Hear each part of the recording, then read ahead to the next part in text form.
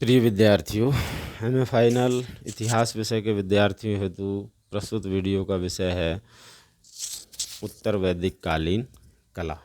देखिए, भारतीय साहित्य में कला के संबंध में प्रचुर सूचना हमें प्राप्त होती है। वेदों के अतिरिक्त जैन एवं बौद्ध साहित्य में राजप्रासादों, भवनों, मूर्तियों और चित्रशालाओं के अनेक उल्लेख हमें प्राप्त होते हैं। वैदिक युग की भांति उत्तर वैदिक कालीन कला के विषय में जो अधिकांश स्रोत हमारे लिए हैं वो साहित्य से ही हमें प्राप्त होते हैं, या उत्तर वैदिक कालीन कला के का जो प्रमुख स्रोत है वो साहित्य ही है। उत्तर वैदिक साहित्य से ज्ञात होता है कि उस काल में विविध विधाओं के साथ साथ नाट्य और वास्तुशास्त्र का विकास भी हुआ था। अनेक शिल्प कलाओं ने भी प्रगति की। हस्तिनापुर से ईंट निर्मित प्राचीर के अवशेष प्राप्त हुए हैं जो वैदिक संदर्भ में आए यज्ञ की वेदी की याद दिलाते हैं।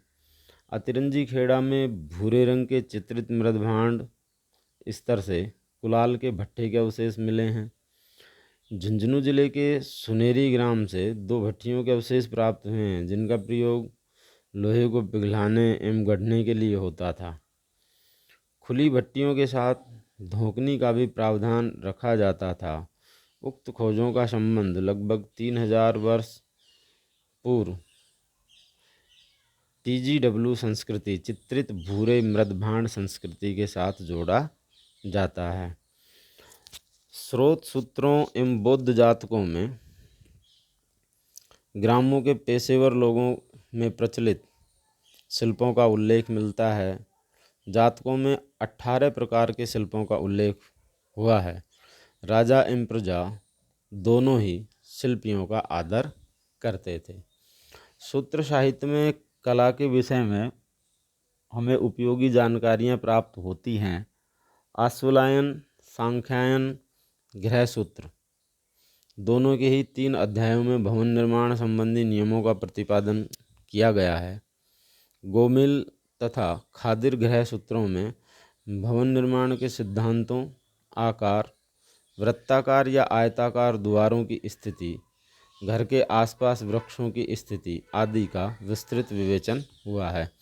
शूल्व सूत्रों में यज्ञ की वेदी के निर्माण, सूक्ष्म नाप व नियमों के निर्देश प्राप्त होते हैं।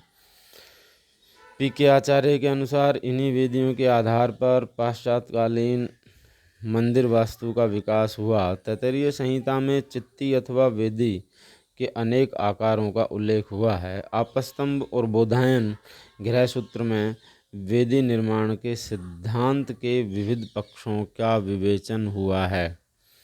आश्वलायन गृह सूत्र में मिट्टी, पत्थर और काष्ठ से निर्मित बर्तनों का उल्लेख प्राप्त होता है। स्रोत सूत्रों में प्रस्तर के सिलबट्टे, कुंडे, कुंडियाँ आदि गढ़ने वाले संगत रासों की चर्चा मिलती है। बोधायन के अनुसार राजा कुम्हारों से यज्ञ में उपयोगार्थ विविध बर्तन बनवाते थे। रथ तथा रथकारों के पेशे भी महत्वपूर्ण थे। जातकों में अनेक शिल्पकारों के ग्रामों का उल्लेख हुआ है। वाराणसी के निकट कुंभकार ग्राम में कुंभकार ही बसे हुए थे। इस प्रकार विभिन्न शिल्पकारों की वीथियों या गलियों का भी उल्लेख जातकों में हुआ है, जैसे दंतकार वीथी, हाथी दांत का काम करने वाले कारीगरों की गली, राजक वीथी और तंथ वीथी, जुलाहों की गली। वाराणसी से थोड़ी दूरी पर स्थित वड्डकी ग्राम में बढ़इयों के 1000 परिवार रहते थे। महासुदर्शन सूक्त के अनुसार चक्रवर्ती महासुदर्शन ने राजप्रासाद की ऊंचाई 3 पुरुष लगभग 18 फीट थी। प्रासाद में 84,000 स्तंभों की पंक्तियां थी। यह राजप्रासाद सोपान सूचियों, ऊषणिसों, कोठे, स्वर्ण एवं रजत के बने पलंगों से सुसज्जित था। इस प्रकार महाउमग्ग जातक में गंगा के तट पर स्थित एक नगर एवं प्रासाद का उल्लेख मिलता है। यह राजप्रासाद रक्षा प्राचीर से घिरा हुआ था, जिसमें 60 छोटे और 80 बड़े द्वार थे। ये सभी द्वार यंत्रों की सहायता से खोले और बंद किए जाते थे। इस विशाल प्रासाद में 100 कमरे थे। दीपक रखने के लिए 100 आले बने हुए थे। तोरण द्वार के दोनों ओर ईंटों की दीवारें बनी थी, जिस पर चूने का प्लस्तर किया गया था। नगर के चारों ओर गहरे पानी की खाई बनी हुई थी।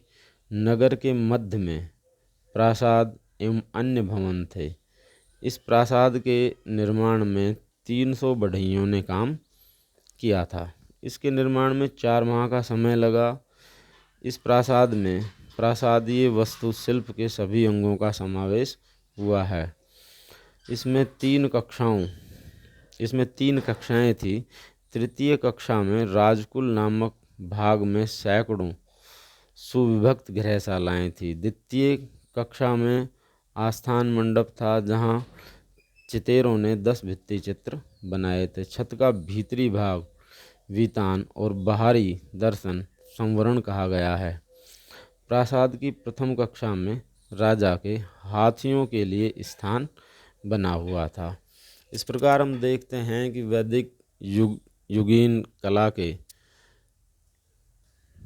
स्रोतों के रूप में तत्कालीन साहित्य का हम उपयोग कर सकते हैं, और उस साहित्य के माध्यम से हमने ये जाना कि उस समय कौन कौन सी कलाओं का विकास हो चुका था। धन्यवाद।